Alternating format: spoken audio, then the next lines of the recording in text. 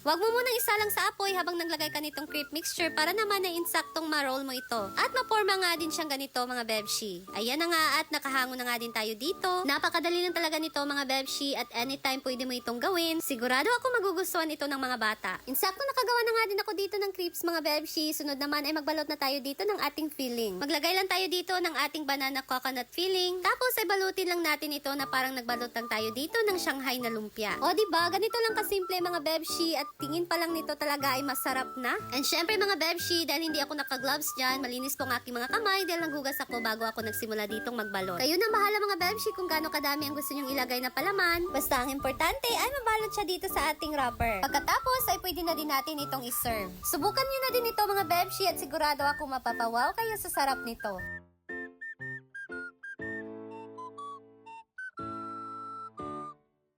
Feeling kamote? Bakit? Yak!